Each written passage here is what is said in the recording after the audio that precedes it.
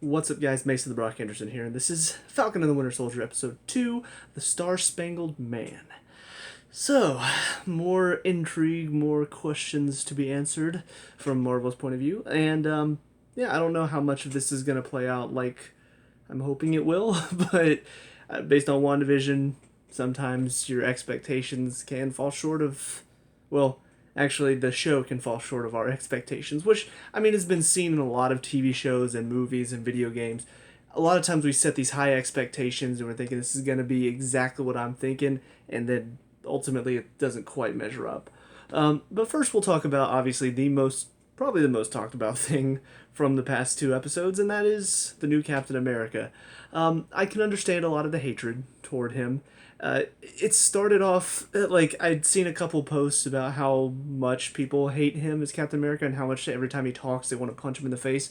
Started off, I didn't quite feel that way. I could kind of see with his face structure and kind of the way he talks, he does kind of have a little bit of a cocky edge about him, and it's not quite the same as Chris Evans as Steve Rogers, and of course it shouldn't be. He's a different person, so he shouldn't be the same as Steve Rogers.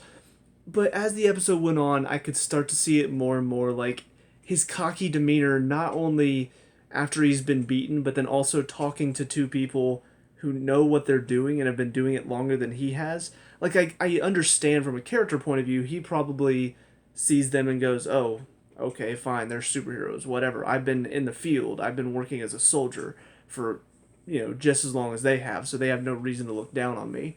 And he's probably trying to prove himself too, so it's kind of interesting to see the dynamic, and I'm curious to see how they're going to handle this.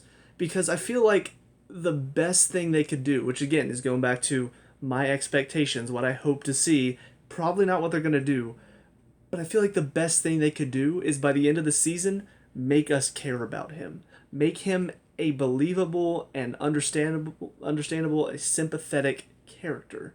Because ultimately, what's he doing right now? He's being paraded around as an icon. He's being paraded around to show to the media and be like, hey, look, it's Captain America. Just like Steve Rogers. And now he's working for a government that he feels like he can trust. Possibly. There's still up in the air about whether or not he's just following orders or whether he has a hand in whatever's going on. But it could just be he sees what he's being told and he's going off of that, just like Steve Rogers and S.H.I.E.L.D. before he found out it was Hydra. So I feel like you can see some of the comparisons to where Steve started out from. And if they can do the same thing with this guy, who ultimately right now kind of seen as a bit of a douche, I feel like that would be the best thing they could do for him. Because ultimately, I could see that happening, because look at how he's acting toward them. We don't know everything he's being told. It could be he's being fed information. It could be bad intel, for all we know. But it could be he's being fed information that, oh, hey, there's a mole possibly in our midst. These guys seem to be one step ahead of us. So there might be somebody working on the inside. And of course, the number one suspect would be the super soldier himself that also used to be a Hydra agent. I mean, it could be he doesn't trust Bucky and Sam because he's being told that there's somebody working on the inside, and that's his number one suspect. So maybe that's why he's acting like a bit of a douche to them. But of course, we don't see that because we're seeing it from the main character's point of view. Whereas with Steve, like, we got to see his whole journey, everything he's being told, everything that's done, that he's doing. Like, we see that happening, which is why we clung to Steve. Whereas this guy, not only is he stepping into a character role that we love and we know, but also he's acting like a jerk to the two main characters that we're rooting for. You can kind of see where if they decide to flip it on its head and make it to where he's not actually a bad guy, he's actually a really good guy deep down. It's just he's being fed this wrong information. They could turn him into a likable character. They could turn him into a better, nicer character. But that's my hope, that's my expectation. More than likely what's going to end up happening is he's just going to end up being this duty-driven guy, because ultimately he's a soldier. And I think that's going to be, again, talking about who should be the next Captain America. Well, not a good soldier, a good man. Sam's willing to do what's right. Whereas this guy, I feel like there's going to come a point where is he going to choose between the job that is most likely going to end up being people behind it are evil, or is he going to do what's right? I feel like in the end he's going to choose the job because that's what he knows. I feel like we're going to get to that point more than likely. Of course, none of that may happen. This may all just be my speculation, thinking about what a good story would be, and they have something completely different in mind. So we'll see what happens.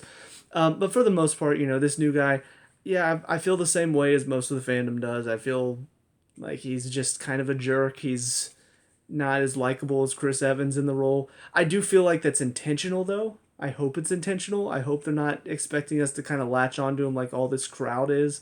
But again, like a lot of what we're seeing in his opening scenes is a lot of what Steve went through as well. So I see the comparisons that are being made there from the writing standpoint. I just don't know how much of that is going to play into later and how much of that is just a couple Easter eggs. Like, oh, see, he's being paraded around just like Steve. Anyways, the other thing to talk about real quick is some of the banter and the back and forth between Falcon and Bucky. I don't know why I call him Falcon. Sam and Bucky. We saw some of these scenes in the trailers, and they are pretty funny, but I feel like there's just this really interesting dynamic between the two. And it's almost set up like in comedy where you've got the wild card and then you've got the straight man. Sam, he's not quite as crazy and goofy as like, a Jim Carrey type, but he's definitely the more outgoing, he's more like fun loving in these scenarios. He's cracking jokes. He's talking to Bucky like, oh well, what was the line? I've already forgotten it now. But he kind of like throws a jab at him, and Bucky's just like, fine, whatever. He's like, oh come on, man, I'm just kidding, because Bucky, he's not much of a jokester, and I will say it is weird to see the scenes where they try to play him up a little bit more and make it a little bit more comedy around Bucky, because it does feel weird, but I feel like that's kind of the point. Is you've got this more comedic, fun-loving guy paired up with this guy who's basically, I mean, he's been a soldier, he's been brainwashed, he's been through a lot of stuff, and he's dealing constantly with like past trauma and the guilt of what he's done in the past. I mean, it's a very heavy story. And so, yeah, it would be a little weird sometimes to see this guy have to deal with comedic situations. So, yeah, it's been pretty interesting, and I hope they can continue building on that, because I think that's probably one of my favorite parts of the show so far, is just this whole back and forth between the two of them. But I do find some of the stuff going on with Bucky, with Sam, I do find it very interesting. Like some of the more personal life, some of the stuff from the past. We see Bucky take Sam to meet this guy that only he and probably a few others know about, because they're looking into the super soldier serum and stuff like that. And this guy was a super soldier that apparently nobody really knew about. And there is some race stuff being brought up in the show, which we did see a couple scenes of that in the first episode, where like Sam's sister was talking about, oh, they don't want to help us, talking about because we're black, they don't want to help us. And it's kind of interesting to see, like, I don't know, it's a little weird how they're handling it, because they kind of go back and forth a little bit, where sometimes the race doesn't matter. Like the scene with the kid I thought was hilarious, because the kid's like, hey, you're a Black Falcon, right? He's like, why am I Black Falcon? It's because I'm black and I'm Falcon? And he's like, yeah, pretty much. He's like, oh, so should I just call you Black Kid then? And that's a funny scene, because it's like, yeah, you shouldn't be defined by your race. But then they have a scene right after that, after they're done talking to Isaiah, because there are a few lines that could have been taken as kind of a race thing, but then we find out later he's talking more, when he was saying you people, talking to Bucky, he wasn't talking about white people, he was talking about Hydra people. But then they go outside and these cops roll up, because they're arguing, and they instantly go to question Sam. And it's like, wait, so you're trying to tell us that race shouldn't matter, like your race doesn't define you, we're all human. But then in the very next scene, you're saying, oh, no, but race still does matter, because, see, there's still problems with the cops targeting only black people. It's like, you can't do both messages. You got to pick one or the other. And if you're trying to do a message of, oh, well, see, cops just instantly target these people because cops are racist, then it's like, but you're kind of targeting this one group of people now, which is what you want them to stop doing. So the messages always get real mixed whenever they try to do stuff like this in any TV show. Like, it's very rare I see any TV show or movie or video game try to tackle something socially, like, important in a clever way. I feel like Black Panther is one of the few that actually did it well, where they showed kind of both sides of the argument. but it was still a well done movie, and it was still very like it was subtle at points how they handled it. And this, it's like it's kind of going back and forth between being subtle and then not being subtle, and I feel like they can't really pick how they want to do it. So if you want to tackle some social issues, I mean, I've never had an issue with that. It's always whenever they kind of beat you over the head and make it kind of the focus, you know. And while it didn't become the focus in this episode, it definitely was a beat you over the head scene whenever the cops rolled up. Like, it was so apparent what they were trying to do there. And I'm just like, God, come on. Like, can you at least be a little bit more subtle about it? But then it does ultimately, there was a point to the scene, because then they look it up and they're like, oh, Bucky, you missed your last appointment, so now we have to arrest you. And then that's what leads to the final scene where, you know, them with a therapist and all that. And of course, that part of that scene was shown in the trailers, and ultimately it kind of ends how I expected it to, where they don't really get along by the end of it. They're just kind of like, look, we'll do this job and then we never have to see each other again. Which I don't know if that's going to change by the end of the season. You know, I feel like they are going to get a little bit of camaraderie, but I don't know if they'll actually be friends by the end of it. I kind of almost would prefer that they didn't, because they are two different people, and I don't think they would get along in a scenario like that.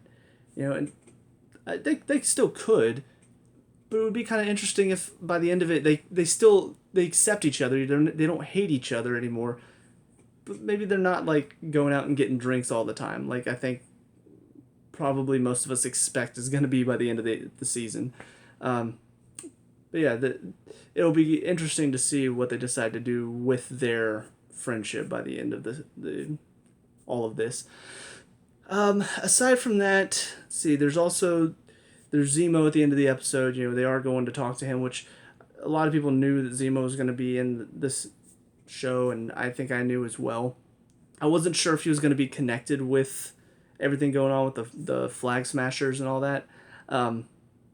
I wasn't really entirely sure what his point was going to be, but it seems like it's going to be where Bucky is just basically going to him because he has all this Hydra information, and it appears, you know, all these super soldiers are popping up. So where are they getting the serum, or are there super soldiers we didn't know about?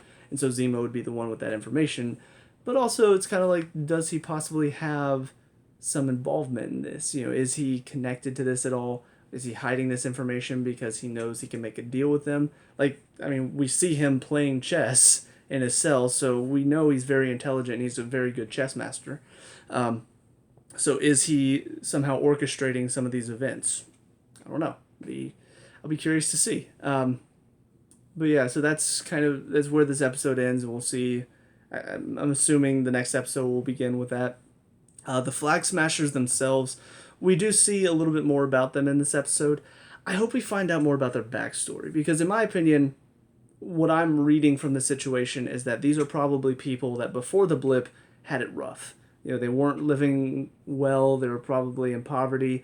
After the blip, their lives probably got better. You know, because some people, their lives obviously were worse off because they lost loved ones, they weren't able to cope. You know, and that's kind of where Thanos' theory of having the population so that way they have more available resources per person, it didn't work ultimately because there were too many people that they lost someone they cared about. And he couldn't think about it from a humanity point of view, where it's like, well, if you lose people you care about, you're not going to accept living in this new world with double the resources for everyone. But there were probably some people who they either had already lost everyone they cared about, or maybe the people they lost, it didn't affect them enough to where they were like, oh, well, I know I get all this stuff, but I still miss them. Like, they could have just blown it off and be like, hey, now I'm living the high life. This is great. So I'm guessing that's what these people likely are, because now that the people have returned from the blip, now they're starting to lose a lot of these resources, probably not getting as much attention as they were during the blip. And so now they feel like, well, let's just go back to how it was then. You know, I don't know how they plan to do that. Like, that's something that is still kind of being kept in secret a little bit. You know, they have apparently super soldier serum, and I don't know if they just plan to give it to all their members and then they're just going to attack and be like, hey, we're the strong ones now, you can't stop us. I don't know why that is. But I do hope we learn a little bit more about them. Don't really care about them yet. They did have that kind of very dramatic scene at the end where the one guy stays behind to sort of slow down the guys in the cars to allow the rest of them to take off in the plane. It's supposed to be this big dramatic scene. Obviously, because we still don't know anything about them, I didn't care. I was just kind of watching like, okay, like clearly they all care about each other. They're all a very close-knit group, but we still don't know enough about them to really care what's going on. So hopefully you'll give me more of a reason to care in the next couple episodes. But yeah, it was interesting to see how closely knit they are and how like emotional it is for them to lose a member, even though they're willing to sacrifice themselves.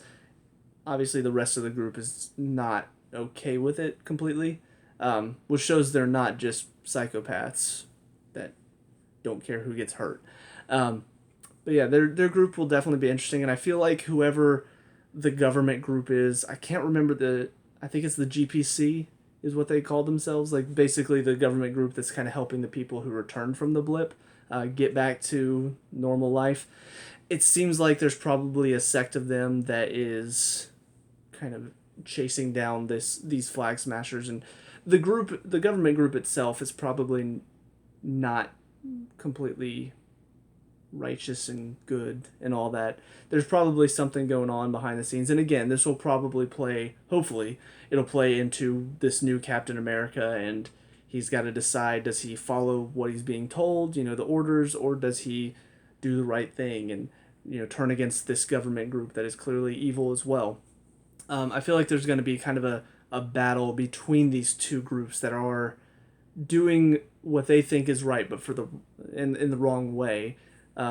It feels like that's what they're setting up. I could be completely wrong about that, but that's kind of what it feels like to me they're trying to do with this whole setup.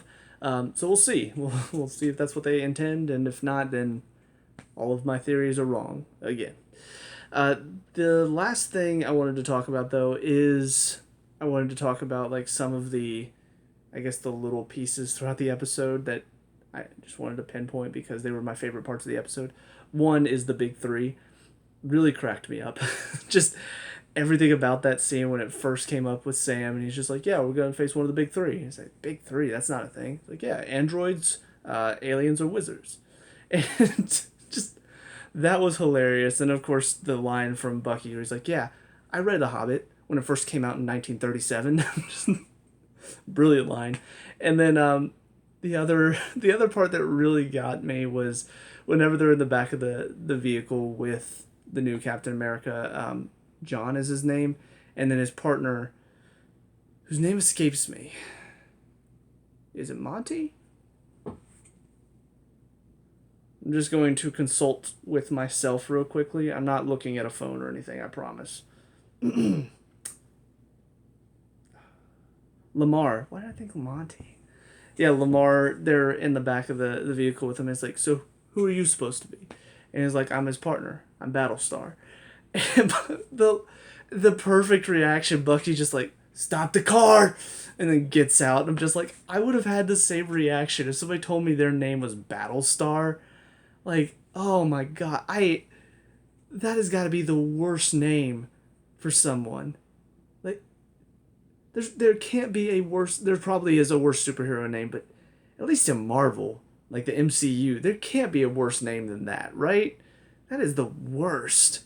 Oh my god. I'm thinking about like Cisco from The Flash. Like him hearing the name Battlestar and going like, oh my god, like dude, no, come here. We're gonna figure out, we're gonna talk about this. We're gonna get you a new name because that's awful. That's and just like gagging a little bit. But yeah, just a couple of the scenes that stood out as very fun, very funny. And I like the fact that they are keeping that fun tone to it as well, because it does sort of feel like it could easily just be focused on a spy thriller type of show. And there are times when it does that very well. I like some of the aspects of it. I like the, people know things that other people don't know. They're keeping secrets. There's something that the government's doing that we don't know about behind the scenes. I've always liked that. Winter Soldier, a lot of people love that movie because it was such a good spy thriller. So I like that they're keeping that edge, but also still having some really good, funny, comedic moments in it as well. So yeah, but all in all, I mean, it was an interesting second episode. There are some things that I don't know if I like yet. It'll kind of depend on what they decide to do with it in the long run. Um, but at the moment, it sort of feels like it's just still building up. And is it only 3 episodes? I can't, or not three, 6. Yeah, so there's only 6 episodes, which makes it feel like we should be getting toward, I guess, the main focus of the show. Like the first episode felt like a lot of build up. Second episode now has felt like we've learned a little bit more about what's going on, but it still doesn't feel like we've really hit the meat of the show yet.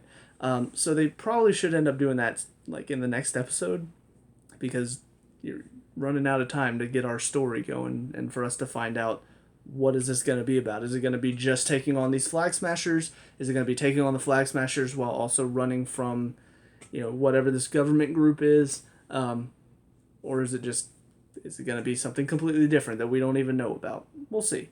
But all in all, I still am intrigued. I'm still interested to see what they're going to do with it, how this is going to tie in with everything else in the MCU right now. And I think the next show is going to be Loki. I know they pushed back Black Widow, so that's not going to be in between this and Loki anymore. But I'll be curious to see like why this order. Why starting with WandaVision? Why then Falcon and the Winter Soldier? And then why Loki? Is there a purpose in this order? Or is it just kind of like, oh, well, we had this, and then we had this, and then we had this. And these all have little pieces that we're going to take for the next movie. I don't know. It's just all kind of flowing in my brain right now, trying to figure out what they're going to do. I'm probably wrong on most of it, but still intriguing to try to figure out what's going on. It's part of the fun of it, right? So, anyways, with all that being said, let me know what you guys think down in the comment section below. What were your thoughts on this episode? Let me know what you talk about and discuss, all that good stuff. Leave a like and subscribe, future Falcon and the Winter Soldiers reviews, and I will see you guys in the next episode. Peace out.